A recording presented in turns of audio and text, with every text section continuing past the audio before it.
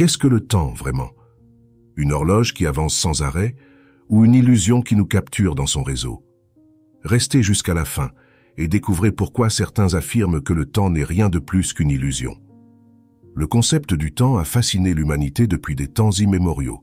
Aristote le définissait comme la mesure du changement, tandis que pour Newton, c'était un flux continu et absolu. En revanche, Einstein a révolutionné cette conception en introduisant la théorie de la relativité, postulant que le temps n'est pas constant et absolu, mais relatif et flexible, dépendant de l'observateur et de sa vitesse relative.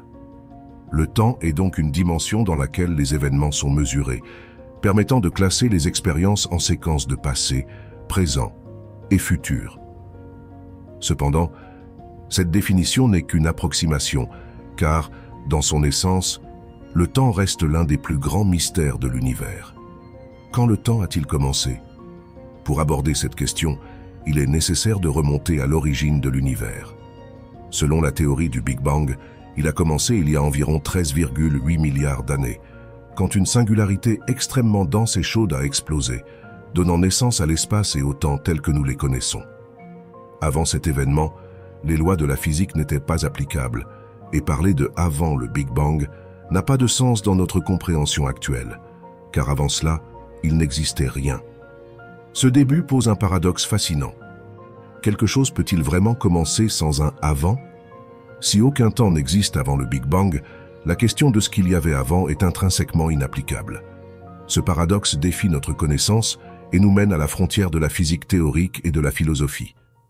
La théorie de la relativité générale d'Einstein nous dit que le temps et l'espace sont interconnectés dans une structure quadridimensionnelle appelée espace-temps. Dans cette structure, le temps peut être distordu par la gravité et la vitesse. Par exemple, près d'un trou noir où la gravité est extrêmement intense, le temps ralentit considérablement par rapport à une région avec moins de gravité. Ce phénomène, connu sous le nom de dilatation temporelle, a été confirmé par des expériences utilisant des horloges atomiques, qui montrent des variations minuscules mais précises dans la mesure du temps à différentes altitudes et vitesses. Néanmoins, le temps n'est pas un fleuve imperturbable qui coule éternellement vers le futur. Dans les profondeurs de la physique théorique, des questions surgissent sur son ultime destin. Quand s'arrêtera-t-il? Arrivera-t-il un jour où le temps cessera d'exister? Son destin est étroitement lié à celui de l'univers. En physique théorique, il existe plusieurs hypothèses sur comment pourrait évoluer l'univers et, par conséquent, le temps. L'une d'elles est celle du Big Freeze, ou grande gelée. Dans ce scénario, l'univers s'étendrait éternellement, les étoiles épuiseraient leur carburant et s'éteindraient, et l'entropie atteindrait son maximum. Dans cet état, il n'y aurait pas d'événement significatif pour marquer le passage du temps, donc tel que nous le connaissons, il perdrait son sens. L'hypothèse du Big Freeze suggère que, à mesure que l'univers continue de s'étendre, les distances entre les galaxies augmenteraient tellement que l'interaction entre elles serait pratiquement nulle. Les étoiles existantes finiraient par s'éteindre, et sans nouvelles étoiles se formant, l'univers deviendrait un endroit sombre et froid. L'entropie maximale impliquerait un état d'équilibre thermique, où il n'y aurait aucune différence d'énergie pour effectuer aucun type de travail, résultant en un temps mort. Une autre hypothèse est celle du Big Crunch. Cette théorie propose que l'expansion de l'univers s'arrêtera, commencera à s'inverser. Éventuellement, toute la matière et l'énergie de l'univers s'effondreraient de nouveau dans une singularité, un point de densité infinie, similaire à l'état dans lequel il se trouvait avant le Big Bang. Dans ce cas, le temps pourrait atteindre une fin définitive. Si tout l'univers s'effondre dans une singularité, les lois connues de la physique cesseraient de s'appliquer et le concept temporel pourrait cesser d'avoir un sens. Une troisième hypothèse, mais non moins intéressante, est celle du Big Rip. Cette hypothèse suggère que l'expansion de l'univers non seulement continuera, mais s'accélérera jusqu'à un point où les forces qui maintiennent ensemble les galaxies, les étoiles et finalement les atomes ne pourront pas contrer cette expansion. À ce moment-là, toutes les structures de l'univers se déchireraient. Ce processus culminerait dans la destruction totale de la matière, ce qui résulterait dans l'arrêt absolu du temps. Le grand paradoxe du temps réside dans le fait que, bien qu'il soit une dimension fondamentale de notre réalité, son destin ultime est plein d'incertitudes. Les différentes théories cosmologiques présentent des fins possibles où il pourrait perdre son sens ou cesser complètement. La science n'a pas encore résolu ces énigmes, et nos meilleures théories restent des spéculations fondées. La possibilité de voyager dans le temps, de défier les barrières du présent et d'explorer les confins du passé et du futur, a capturé l'attention des esprits brillants dans le domaine scientifique. Ce concept, loin d'être une simple spéculation de science-fiction, a été l'objet d'études par des figures éminentes, comme le professeur Ronald Mallett de l'Université de Connecticut, qui s'est embarqué dans l'entreprise de construire une machine tangible. La machine à voyager dans le temps proposée par Mallett ne ressemble pas aux fantaisies cinématographiques. Au lieu de capsules brillantes et d'éclairs de lumière, cette machine se manifeste comme un dispositif qui utilise des lasers pour créer un champ gravitationnel capable de tordre le tissu même de l'espace-temps. Son objectif est d'arrêter une particule dans son parcours, permettant ainsi qu'elle voyage vers le passé, défiant les paradigmes établis par des siècles de pensée scientifique. Au-delà de la simple curiosité scientifique, la recherche de cette machine pose des questions fondamentales sur sa nature même. Existe-t-il vraiment le temps comme nous le concevons? Fonctionne-t-il de la manière que nous avons mesurée jusqu'à présent? Ou est-il susceptible d'être façonné et manipulé par les forces de l'univers? Le paradoxe du temps émerge lorsque nous contemplons les implications de cette technologie hypothétique. Que se passe-t-il si nous recevons une particule du futur, enregistrée avec la date exacte de son envoi, seulement pour découvrir que nos actions présentes contredisent son arrivée? La particule se désintègre-t-elle, niant sa propre existence, ou sommes-nous condamnés à suivre un cours prédéterminé, incapables d'altérer le flux temporel? Ce paradoxe non seulement défie nos notions de causalité et de libre arbitre, mais nous invite à réfléchir sur l'étendue de notre compréhension de l'univers. Résoudre cette énigme ne serait pas seulement un accomplissement scientifique monumental, mais un jalon dans la quête humaine pour démêler les secrets les plus profonds du cosmos. L'une des manières les plus claires d'aborder ce paradoxe est à travers ce que l'on connaît comme le paradoxe du grand-père. Ce mystère nous plonge dans un labyrinthe de possibilités et de conjectures sur la nature du temps et son influence sur notre destin. Pour mieux la comprendre, nous devons nous engager dans un exercice hypothétique. Imaginons que nous possédons la capacité de voyager dans le temps, transcendant les limitations du présent pour explorer les recoins du passé. Dans cette hypothétique traversée, nous nous trouvons face à un dilemme intrigant. Visiter notre grand-père à une époque antérieure à la conception de notre père. Supposons que, avec l'intention de changer radicalement le cours des événements, nous décidions de mettre fin à la vie de notre grand-père, avant qu'il ait l'opportunité d'engendrer notre père. Si nous réussissions à accomplir cet objectif, quelles conséquences se déclencheraient? Ce scénario pose un paradoxe fondamental. Si nous éliminons notre grand-père avant que notre père ne naisse, nous-mêmes ne pourrions pas exister.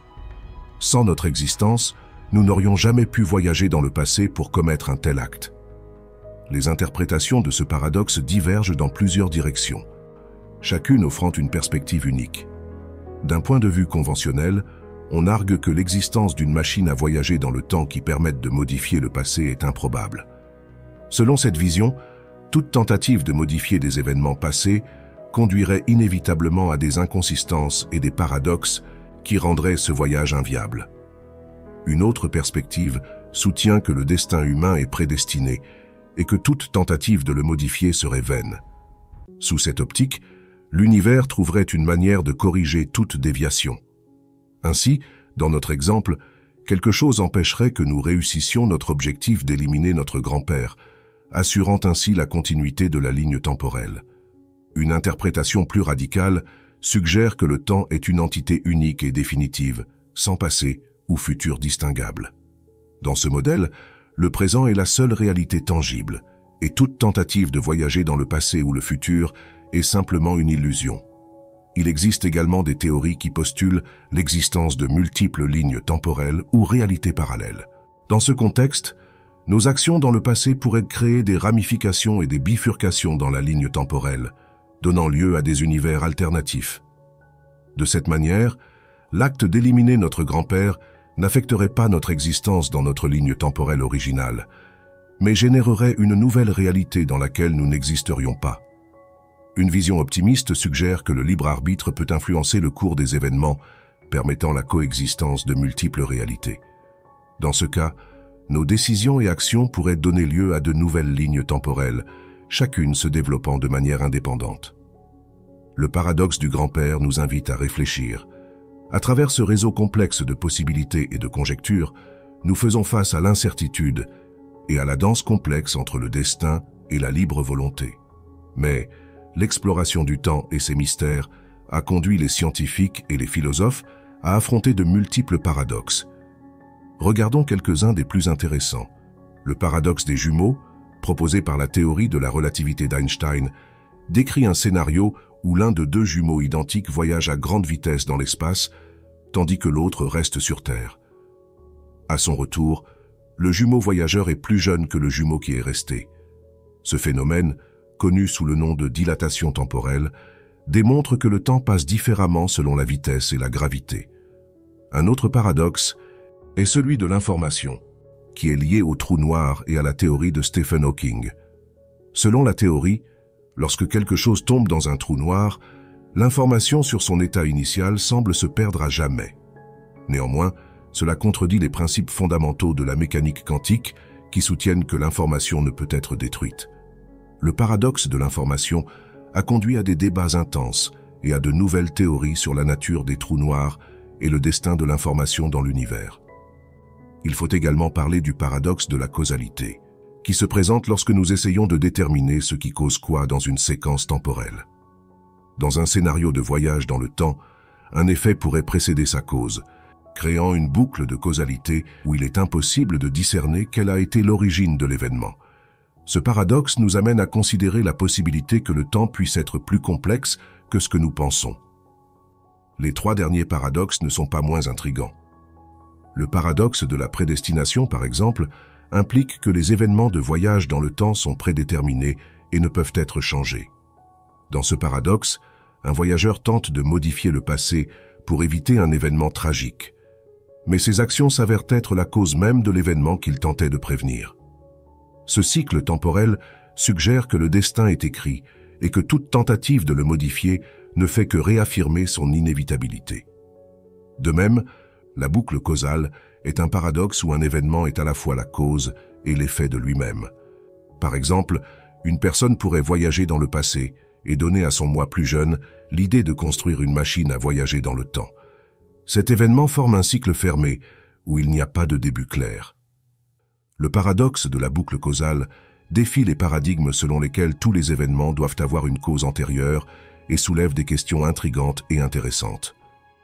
Enfin, nous avons un cas qui, bien que ce ne soit pas un paradoxe du temps au sens strict, est lié à l'existence de civilisations extraterrestres.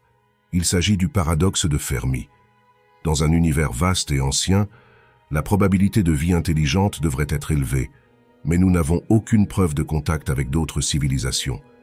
Cette contradiction soulève des questions sur le temps qu'il faut à une civilisation pour se développer et la durée de son existence. Peut-être les civilisations se détruisent-elles avant de pouvoir communiquer, ou peut-être le temps que nous avons pour détecter des signaux est-il trop court par rapport à l'échelle du cosmos. Ces illustrations nous invitent à réfléchir sur la nature même de la réalité et l'étendue de notre compréhension de l'univers. À travers ce réseau complexe de possibilités et de conjectures, nous faisons face à l'incertitude et à la danse complexe entre le destin et la libre volonté. La vérité est que, tandis que la science continue de progresser et de fournir de nouvelles réponses, ces paradoxes demeurent comme des rappels de combien nous ignorons encore sur l'univers et l'énigme du temps. Si vous appréciez cette recherche intéressante, alors abonnez-vous au canal et activez la cloche de notification. N'oubliez pas que c'est gratuit et que cela nous aide plus que vous ne pouvez l'imaginer. Commençons cette deuxième partie en parlant de quelque chose qui nous oblige également à penser et à réfléchir un peu. La flèche du temps. Vous êtes-vous déjà demandé pourquoi le temps semble toujours avancer dans une seule direction, du passé vers le futur? Pourquoi les objets tombent-ils au sol, mais ne se lèvent-ils jamais spontanément? La réponse à ces questions a déconcerté les scientifiques, les philosophes et les cosmologues pendant des décennies. En physique classique, les lois sont symétriques dans le temps. Cela signifie que, théoriquement, nous devrions voir les événements qui se produisent à la fois dans le passé et dans le futur, et que nous devrions nous souvenir à la fois du passé et du futur. Mais la réalité que nous expérimentons au quotidien semble violer cette symétrie. Pourquoi? La réponse se cache dans la notion fascinante et énigmatique de l'entropie, la mesure du désordre et du manque d'organisation d'un système. La deuxième loi de la thermodynamique, l'un des principes fondamentaux de la physique, nous dit que l'entropie tend à augmenter avec le temps dans un système isolé. Cela implique que l'univers tend vers un état de plus grand désordre dans le futur. C'est comme s'il avait une direction préférée, une flèche qui pointe vers l'avant. Les événements qui se produisent dans la direction de l'augmentation de l'entropie sont perçus comme le futur, tandis que les événements dans la direction opposée sont perçus comme le passé. Il est étonnant de voir comment une simple mesure du désordre peut influencer la perception du temps. La deuxième loi de la thermodynamique est comme une sentence impitoyable, une vérité inévitable qui gouverne notre univers. Elle nous dit que l'entropie, indicateur de désordre et de chaos, ne peut qu'augmenter, jamais diminuer. C'est comme si l'univers était destiné à sombrer dans l'obscurité du chaos. Le temps, ce flux mystérieux qui nous accompagne tout au long de nos vies, n'avance que dans une direction, celle où l'entropie croît de manière débridée. Imaginez une bibliothèque avec des étagères parfaitement ordonnées et des livres méticuleusement alignés. Chaque jour, les bibliothécaires travaillent avec diligence pour maintenir cet ordre, remettant les livres à leur place désignée et s'assurant que tout est en ordre. Cependant, au fil des années, l'entropie commence à se manifester. De petits manquements s'accumulent, un livre mal placé ici, de la poussière qui s'accumule là. Avec le temps, l'ordre méticuleux commence à se dissiper. Les pages des livres commencent à jaunir, la poussière s'accumule sur les étagères et certains livres s'usent avec l'utilisation. Malgré les efforts continus des bibliothécaires, le chaos s'infiltre progressivement dans la bibliothèque. Un jour, une étagère se déséquilibre légèrement à cause de l'usure, provoquant la chute de plusieurs livres au sol avec fracas. La scène est chaotique, des livres dispersés, des pages froissées, et l'ordre méticuleusement maintenu est interrompu. Ce qui est le plus surprenant dans tout cela, c'est ce qui se passe après le chaos initial. Bien que les bibliothécaires puissent restaurer l'ordre superficiellement, les livres ne reviennent jamais exactement à leur état original. Les pages froissées ne se lissent pas complètement. Les marques de poussière persistent et certaines couvertures restent endommagées de façon permanente. C'est comme si le temps lui-même avait laissé une empreinte indélébile sur chaque livre et étagère, les marquant à jamais avec le sceau du passage du temps et la marche inévitable vers le désordre. Ceci est une preuve irréfutable que le chaos et l'entropie ne peuvent qu'augmenter, jamais reculer, du moins de notre point de vue. Et cela n'est pas juste l'histoire d'une simple bibliothèque, c'est une loi fondamentale de l'univers. Avec le temps, l'entropie de l'univers ne fait qu'augmenter, nous menant inévitablement vers un destin de chaos et de désordre. C'est une vérité saisissante et excitante qui nous rappelle combien éphémère et fugace est l'ordre et la structure dans le vaste et mystérieux cosmos. La flèche du temps soulève également des implications philosophiques profondes. Si tout tend vers le désordre, qu'est-ce que cela signifie pour notre existence? La vie elle-même semble être une bataille constante contre l'entropie, un effort pour maintenir l'ordre et la cohérence dans un univers qui tend vers le chaos. Chaque acte de création, chaque structure complexe que nous construisons est une petite victoire contre la marée impitoyable du désordre. Mais cette lutte n'est pas éternelle. Éventuellement, les étoiles s'éteindront, les planètes se désintégreront et l'univers atteindra un état d'entropie maximale, connu sous le nom de mort thermique. Dans cet état final, il n'y aura plus d'énergie utilisable et l'univers deviendra un endroit froid et homogène, sans structure ni événement significatif. Aussi sombre que cela puisse paraître, la flèche du temps nous enseigne également à apprécier le présent. Chaque moment d'ordre et de beauté dans l'univers est quelque chose de spécial et de transitoire. La vie, avec toute sa complexité et sa merveille, est un phénomène extraordinaire au milieu d'un cosmos qui s'effondre inévitablement. Alors, comment réconcilions-nous cette vision avec notre expérience quotidienne? Nous vivons nos vies sans penser à l'entropie ou à la deuxième loi de la thermodynamique. Néanmoins, ces lois physiques sous-tendent tout ce que nous faisons. Depuis les dispositifs que nous utilisons jusqu'aux systèmes biologiques qui nous maintiennent en vie, tout est influencé par ces forces fondamentales. La flèche du temps, dictée par l'augmentation de l'entropie, est une caractéristique essentielle de notre univers. Elle nous donne une direction, un sens de progression, et définit l'irréversibilité des événements. Bien que nous ne puissions ni voir ni toucher le temps, son influence est inéluctable. Elle nous rappelle que nous sommes sur un voyage unidirectionnel, du passé vers le futur, et que ce voyage est guidé par les lois fondamentales de la physique. En termes cosmologiques, la flèche du temps se définit par la direction dans laquelle l'univers s'étend. Cette direction spécifique ne détermine pas seulement comment nous percevons le flux du temps, mais elle est également intimement liée au concept d'entropie, la mesure du désordre et du manque d'organisation dans un système fermé. L'entropie, selon la deuxième loi de la thermodynamique, tend à augmenter avec le temps dans un système isolé. Ce principe fondamental implique que, à mesure que l'univers s'étend et évolue, l'entropie globale tend à s'accroître. Cette tendance vers un état de plus grand désordre est cruciale pour comprendre pourquoi nous percevons une direction unique du temps, du passé vers le futur. Si nous considérions un univers qui se contractait au lieu de s'étendre, la direction de la flèche du temps cosmologique serait inversée. Ceci suggère que l'expansion de l'univers n'est pas seulement un processus observable, mais agit également comme le moteur sous-jacent qui pousse le flux du temps vers l'avant.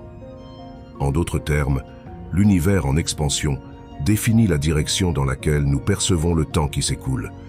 La connexion intime entre l'expansion de l'univers et la flèche du temps soulève des questions profondes.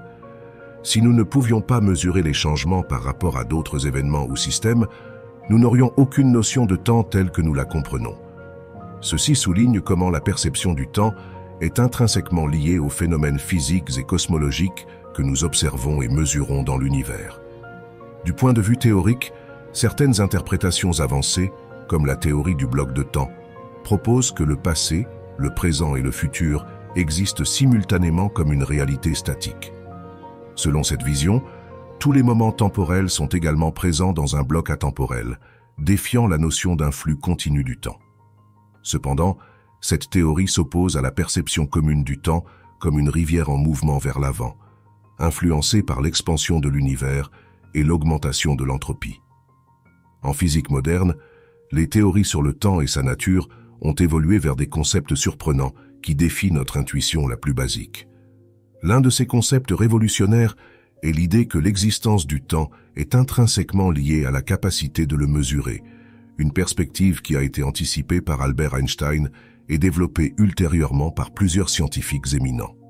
Selon Einstein, nous ne pouvons considérer comme réel que ce que nous pouvons mesurer. Dans le contexte du temps, cela implique que la mesure du temps dépend de l'interaction entre des particules avec masse, comme le boson de Higgs, et d'autres particules sans masse. Cette interaction est fondamentale non seulement pour la physique des particules, mais aussi pour comprendre l'essence même du temps. La théorie du bloc de glace propose une vision radicale du temps, comme une dimension de plus de l'espace, où le passé, le présent et le futur coexistent simultanément. Selon cette théorie, tout l'univers, y compris chaque événement passé, présent et futur, existe dans un état fixe et immuable, comme s'il était congelé dans un bloc atemporel. Ceci résiste à notre intelligence commune du temps comme une rivière qui coule de manière linéaire, suggérant plutôt que toutes les possibilités temporelles sont également réelles et accessibles. Cette idée a des implications philosophiques et physiques profondes. Si l'avenir est déjà prédéterminé et qu'il n'y a pas de libre arbitre, comme le suggère le bloc de temps, alors notre expérience du temps comme une séquence continue d'événements pourrait être une illusion. Chaque moment temporel, depuis le début de l'univers jusqu'à son destin final, serait également réel et présent dans ce bloc statique de temps. Cependant, un paradoxe intrigant surgit lorsque nous considérons la rétrocausalité quantique, un phénomène proposé dans la mécanique quantique où les effets pourraient influencer leur cause, modifiant rétroactivement le flux normal de cause à effet. Ceci suggère la possibilité que l'avenir puisse affecter le passé. La combinaison du bloc de temps avec la rétrocausalité quantique nous amène à contempler un univers où la notion de temps linéaire et progressif s'évanouit, remplacée par un cosmos atemporel où chaque état et événement doit être interprété en relation avec d'autres. Cet univers atemporel serait imprégné d'un réseau complexe d'interactions énergétiques et d'informations qui connectent tous les moments temporels de manière non linéaire. De cette perspective, nos actions présentes pourraient avoir des répercussions non seulement sur l'avenir, comme nous le concevons traditionnellement, mais aussi sur le passé, affectant rétroactivement notre propre histoire. Ce panorama rompt avec les structures conceptuelles établies et ouvre la porte à de nouvelles interprétations sur la nature du temps, la causalité et la réalité même de l'univers. À la pointe de la physique théorique contemporaine figurent des théories audacieuses. L'une de ces théories révolutionnaires a été proposée par Stephen Hawking et le physicien belge Thomas Hertog, qui postule que l'univers n'existe pas sous une forme objective et préexistante, mais que sa réalité se configure à travers nos observations présentes. Cette idée se fonde sur le principe de haut en bas, où le passé acquiert un sens seulement lorsqu'il est interprété depuis le présent. Depuis cette perspective, chaque observation que nous faisons de l'univers ne révèle pas seulement son état actuel, mais définit également rétroactivement son histoire passée. Cette vision radicale conduit à considérer que nos perceptions et questions actuelles sont activement en train de façonner et de créer le passé de l'univers. L'avancée vers des théories plus avancées, comme la théorie des cordes et les univers multiples, est une autre étape cruciale dans cette exploration. Ces théories suggèrent que l'univers n'est pas une entité statique et définie une fois pour toutes, mais qu'il est en constante émergence et expansion à mesure que nous interagissons avec lui. Jusqu'à il y a un peu plus d'un siècle, on croyait en un cosmos statique et éternel. Cependant, les avancées scientifiques ont démontré que l'univers est en constante transformation. Le télescope spatial James Webb, par exemple, représente un jalon monumental dans notre capacité à sonder les coins les plus reculés et les plus anciens de l'univers. Cet instrument ne nous permet pas seulement d'observer des objets distants, mais il nous fournit également des données qui peuvent réécrire notre compréhension du passé cosmique. De futurs télescopes et observatoires promettent d'approfondir encore plus cette exploration, offrant de nouvelles perspectives sur les origines et l'évolution de l'univers. La notion d'un début absolu du cosmos est remise en question par ces théories, qui suggèrent la possibilité de multiples débuts ou conditions initiales. Ceci implique que l'univers pourrait avoir émergé d'une superposition d'états avec diverses configurations initiales, et que notre réalité actuelle est le résultat d'une longue série de sélections parmi un vaste ensemble de variables cosmiques. Dans ce contexte, la causalité, traditionnellement perçue comme une séquence linéaire de cause à effet, se révèle être une illusion lorsqu'elle est examinée à la lumière de ces théories avancées. La physique moderne nous met au défi de reconsidérer la nature fondamentale du temps, de l'espace et de la réalité elle-même, offrant une image d'un univers dans lequel nos actions et observations actuelles jouent un rôle actif dans la création et la configuration du passé, et, par conséquent, du futur. Maintenant, je vous invite à partager votre opinion. Que pensez-vous du temps? Est-ce une réalité tangible, une illusion perceptuelle, ou peut-être une construction de notre esprit? N'oubliez pas de laisser vos commentaires, de mettre un like si vous avez apprécié ce contenu, et d'explorer les vidéos supplémentaires que notre canal a préparées pour vous. À notre prochaine rencontre dans le vaste univers du savoir.